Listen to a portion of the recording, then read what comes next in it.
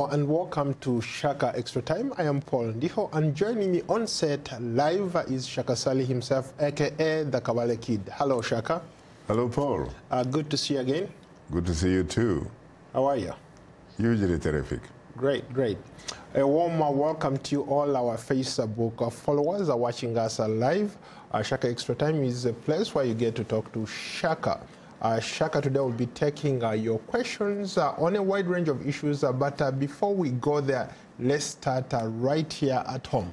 So Shaka, something remarkable is happening in the United States in terms of immigration. Policies are changing. A lot of people who are coming, who have had the privilege of crossing the United States through the southern border, are being told, no, things have changed. It's no longer business as usual. What do you make of that? You know, it is a very, very interesting issue. There is no question about it. And you saw how, for example, it played out during the midterms. It frankly didn't seem to be pretty much on the political radar in terms of the midterms, because you realize that the issue really that appealed to a lot of people, and that's the reason why they voted for the Democrats, especially for the House of Representatives, was the issue called health care. Health care and jobs, really, and the paycheck and stuff like that. But nonetheless, the issue of immigration is very, very important, especially to the chief executive officer of the United States of America. And I'm talking about the man who heads the executive branch, the president, President Donald Trump. His issue is immigration, immigration, immigration. Just like when you talk about a very good house and what have you, you always hear people saying location, location, location. Interesting. Let's look at it maybe from the historical perspective, since we are focusing on Africa.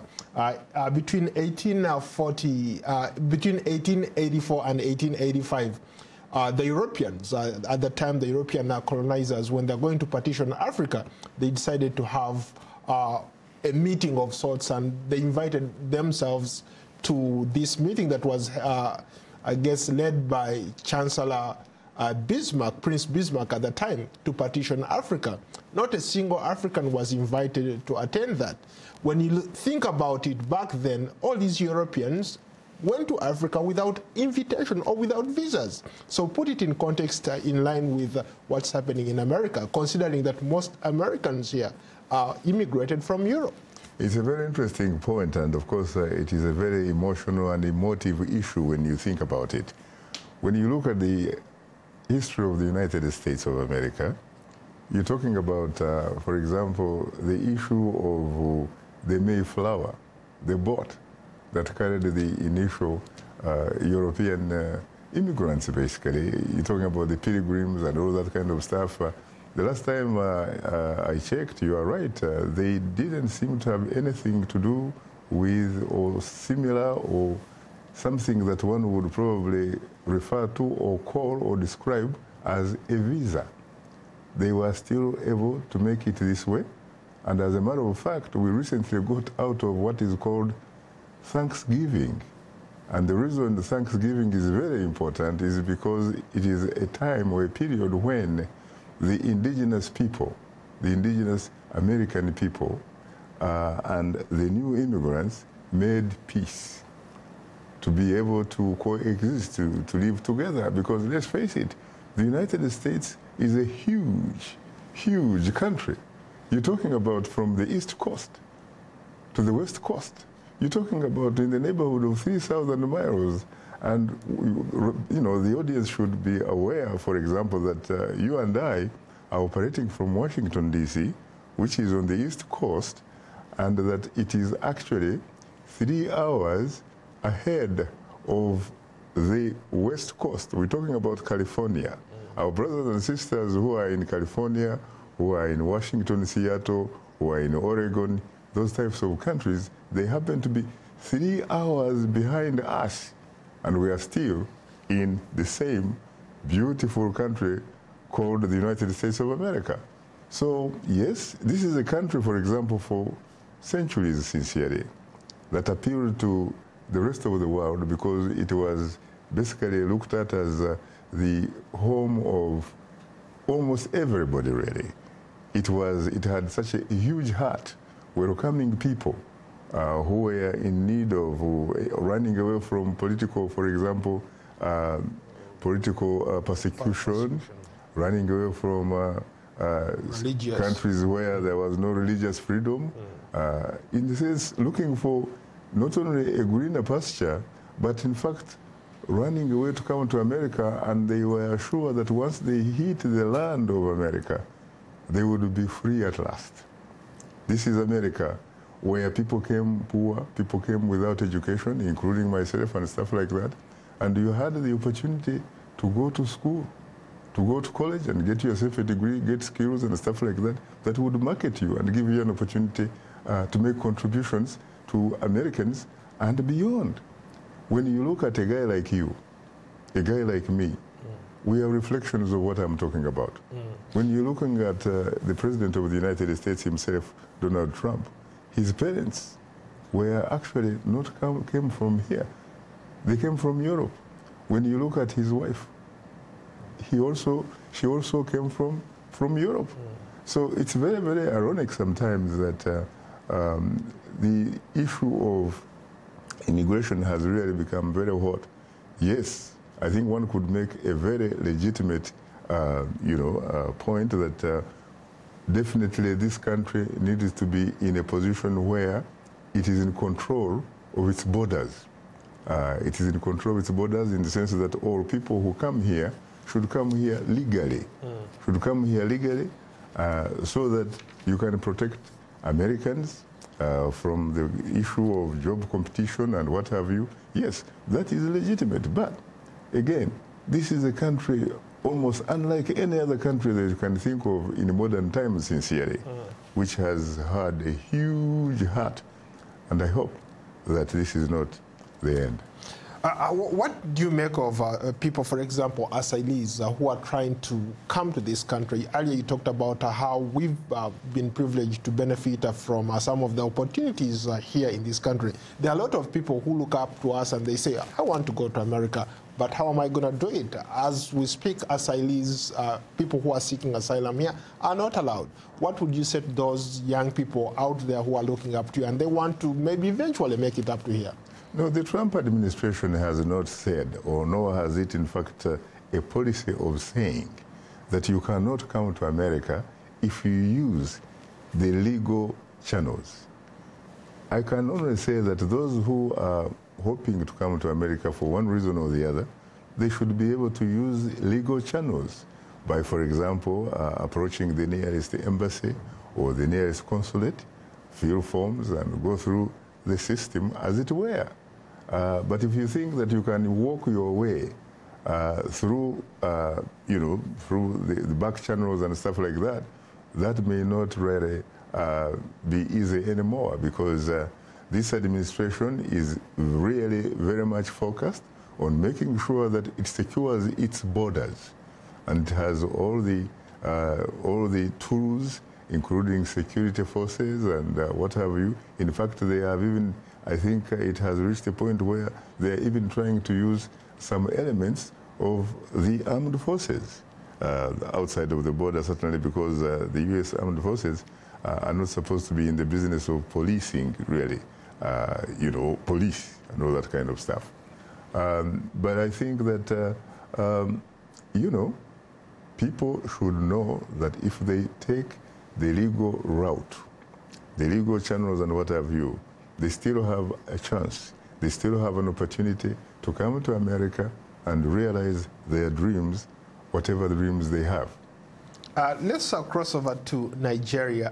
Campaigns, political campaigns for general elections in February are underway.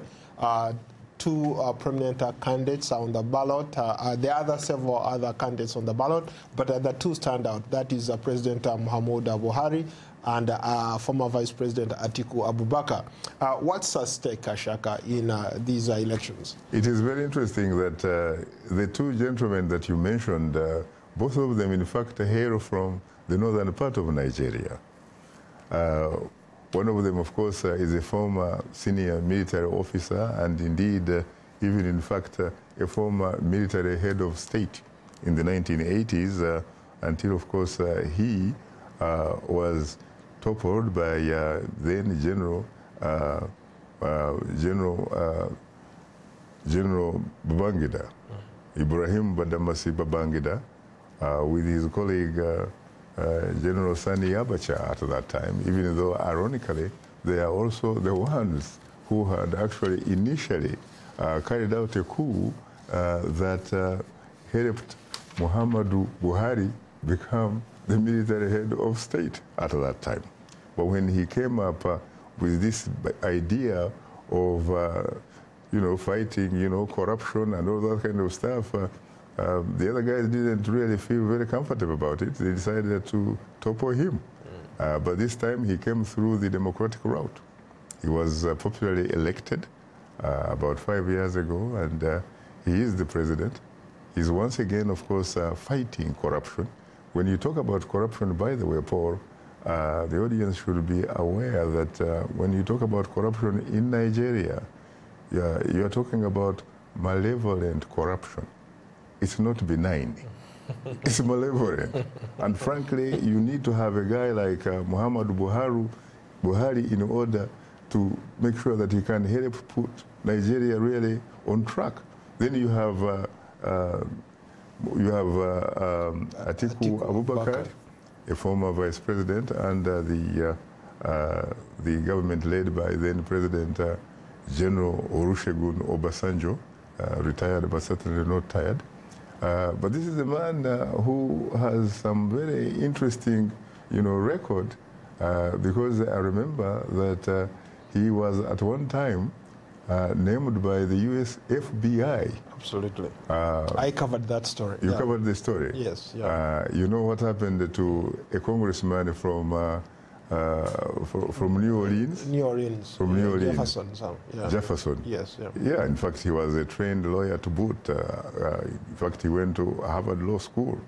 But guess what? Can you imagine that they found him actually keeping thousands, tens of thousands of dollars in a deep freeze, in a fridge.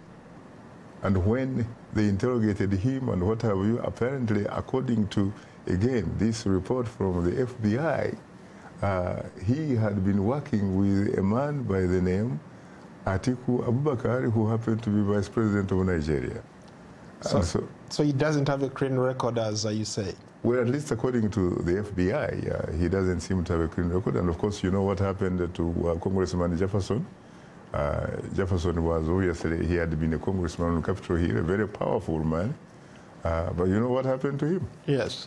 Yeah, let's talk about something else that keeps coming up. Every time we talk about Nigeria, or every time we do Shaka Extra Time, people want us to talk about Biafra. There is a comment here from Uche Biafra Nwachiniki.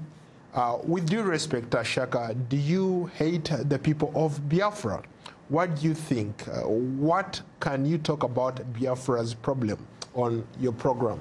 Which, on the contrary, I have absolutely no reason why I would hate Biafrans.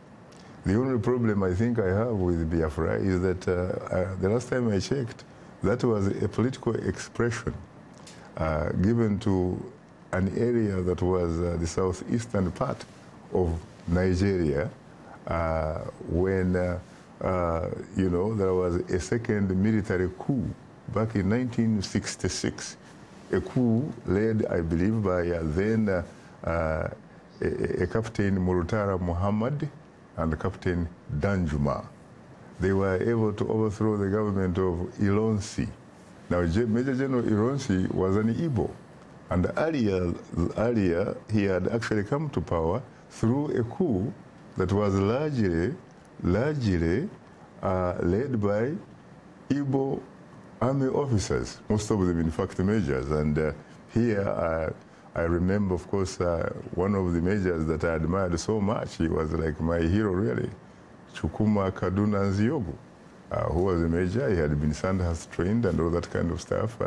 And again, this coup was actually brought about because of corruption at that time.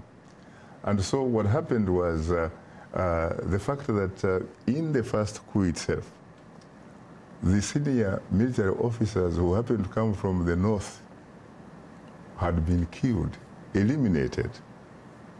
And then the people who were running the show and what have you were basically mostly Igbos. They were majors. In fact, here I'm reminded even of a Major Emmanuel Ifia Juna, who had been a university graduate from, Ibadan, University College, and had actually been also a Commonwealth high jump champion in the 1950s. But this man was a major, and he was supposed to be leading the coup operations in Lagos, but apparently didn't quite succeed. And the man that I told you was my hero, Chukuma Kaduna Nziogu, was based in the north. He did his part and what have you, and that is how Major General Ironsi eventually became the first military head of state after toppling the government of, there was a prime minister who was an incredible, orator, an incredible orator at that time, Satafawa Balewa. Now, I also remember that when I first came here, in 1976, by the way, my first roommate was Maseras Osuji. Not only was Osuji an Igbo man, but Maseras, at least by his confession, had actually been a gallant soldier in the Biafran army. Interesting. And because of the fact that the federal Nigerian government fought against Biafra, which had been led by a man who had actually later became a friend of mine, and I covered him so much. We used to talk very occasionally. Dimu Odumegu Ojukwu. He had actually been a lieutenant colonel in the Nigerian army, along with people like now General Gowon. They had been lieutenant colonels together and what have you. But because of the second coup, they found themselves on two sides of the aisle. The Igbos were executed in the northern part of Nigeria, those who were living there and what have you, and they ran to the eastern part, the southeastern part of Nigeria, which eventually they declared to be an independent republic of Biafra. There was also another man who came from there who I respected so much and who really inspired me, at least intellectually. You're talking about a man called Dr. Nandi Azikiwe. He was called Zeke of Africa. He was one of the earliest Africans, arguably, to gain a PhD from the United States. And I had always admired those people from that side and what have you. And I had sympathized, and I continue to sympathize and empathize with the people who come from that political expression that was known as Biafra. But when we think about Biafra now, I honestly think this is an issue that should be resolved by the federal government of Nigeria, or at least the African Union should come into play, or, and figure out how to deal with these, because I think the issue really is not the geographical expression or the geographical location where most of the Igbo community live, but I think it is the issue of lack of adequate social, economic, political justice. And in my work, I have tried very, very much to be an advocate of social, economic, political justice for all of us. And I think that Nigeria has a great opportunity, especially given that they are going to elections in February next year. And I remember that at one time I actually had a show. We were talking about Nigeria, and one of the guests was a guy called Atiku Abubakar, who was then the vice president. I remember some Igbo in the audience asked him about why are Igbo being discriminated against. 30 years later, at that time, not a single Igbo had actually been promoted to the rank of general. You cannot believe the impact of that particular edition of Straight Talk Africa. 2 weeks later, the government promoted about 3 or 4 Igbos in the armed forces to the ranks of brigadier, major general, and what have you. So I hope that if this man can actually become president, Atiku Abubakar can find it in his heart to make sure that he reaches out to all Nigerians, including people who say they come from Biafra. But when it comes to what can I say and what can I do about Biafra, I have to say, Uche, that is above my pay grade. Interesting. Let's go to some comments. Let's start in Germany. Let's start with Nambulilwa Muna Amna. She says, our generation is suffering from the cancer of corruption. Your thoughts? I think she's right on the money. But I should also urge her, for example, to seize the moment, because I think this moment belongs to her generation. And as I have often said that when you think about it, all of life really is about passion, is about action and reaction. And to ignore the passion, the action and reaction of your generation is to risk having not really lived at all, occupying space. I would hope that this lady in Germany can actually seize this moment with her colleagues and her generation and make sure that they do the right thing. They fight, defeat corruption, and make sure that they restore the dignity of Africa. It is up to you. This is your generation, and this is your moment. Let's go to another comment. Let's go to Ethiopia. The Ethiopian Prime Minister is coming up with all sorts of reforms. As we speak today, he held meetings with opposition leaders to discuss reforms and building institutions when it comes to electoral. I think they're referring to electoral reforms. Your thoughts on that? I think that, again, we've been talking about Ethiopia and some of the great things that seem to be happening there. I think that it is wonderful, to be very honest with you, to know that when you look at the African continent, there are some bright spots. And it seems to me, as I said before, Abiy Ahmed may very well be a legitimate new breed of African leaders. After all, he is, the last time I checked, about 41, correct? He is a very young man. And I think that when you look at the average generation of most African leaders, you're talking about 60, correct? Yes. Yeah, so it seems 60, to me, between 65 and 70. Precisely. Yeah. So it seems to me that Abiy Ahmed may very well be, you know, the beacon of hope for a new African leadership. So you are talking about our generation. I could potentially become the next... You have to wake up.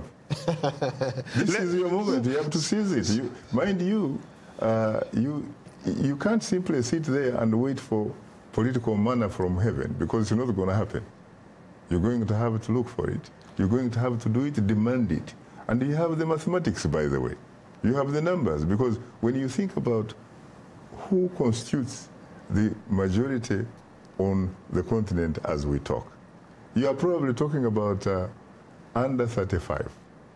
They're in control really in terms of the mathematics. So the question is how to mobilize, organize, and make sure that you do the right thing for the vast majority of the African people. Shaka, we might have the numbers, but we don't have the tools. What does it take for us to get those tools, maybe to be in charge? First of all, you see, you have to be able to know what you want. And once you are able to address that issue, then you look for the appropriate tools. So I don't think that is an issue really. Because let's face it, all of life, again, is passion, action, and reaction. And you can't really ignore the passion, action, and reaction that is happening on your watch. This is your moment. You are more exposed than those generations that came before you. You have, luckily, social media, which not only exposes you in your neighborhood, in your region, But even beyond, you know what is happening, and you basically, you are more literate. You're more exposed, more literate. You have the mathematics on your side. You cannot afford to occupy space anymore. You have had an opportunity, a great honor to inherit a continent that is incredibly wealthy. The only problem is it lacks the type of leadership that it desires. I know that Shaka, no let's society, go to another comment. Yeah. I know that no society gets a leadership that it desires, but rather it, it gets what it deserves. But I think you guys, you really have to learn from the mistakes of those generations that came before you. You guys don't give us the breathing space, but let's go to another comment quickly. We are almost running out of time. Ugandans continue to mourn at the death of innocent Ugandans who died in a tragic boat accident. A lot of Ugandans are commenting here. They want your comments and thoughts on what happened. I think what happened obviously is tragic. It's most unfortunate. And I think that's part of the reason it happened is obviously because there is somebody is not in charge of the store. If somebody was in charge of the store, they would have made sure that those types of boats, for example, they are the type of boats that really are fit for doing the work that they were supposed to do. I gather that these are boats that may in fact have not been even licensed. And if they are not licensed, who knows when there was the last time that they were serviced and all that kind of stuff. And so I think it is the issue of somebody actually either being or being absent of being in charge of the store. That's really the issue. Yeah. What are you talking about tomorrow on Straight Talk Africa? Tomorrow we are going to be talking about the long-awaited elections in the Democratic Republic of Congo. Are they going to be, in fact, democratic elections? Are they, in fact, going to be free, fair, credible, and transparent? Or are they going to be simply what someone would call selections? Let's go to, we have time for one quick comment. Let's go to Julius. He says passion, action, and reaction are applied in a democratic government that believe in truth and justice. Would you agree? Yes, I would agree. But then again, what about you? Whoever you were, whoever you are, you should be able to be somebody that is capable of fighting for your freedom. You should not accept to be a hostage in an environment that you should, in fact, be able to occupy. Democracy is not something that just falls into, on the ground from heaven. It's not manna. You can't expect democracy simply to fall on the ground like manna from heaven. That one you are going to have to demand. And you're going to demand using your constitution. You're going to have civil disobedience. You're going to protest. You're going to debate until you arrive at a time where you have a society that reflects social, economic, political justice for all. Unfortunately, we have run out of time. I want to thank you again for watching this edition. I'll be off for some time, the whole of December, so I'll see you probably in January. But in the meantime, Shaka Ssali will be here talking to you every Tuesday. Thank you so much, Shaka. You're most welcome. Yeah.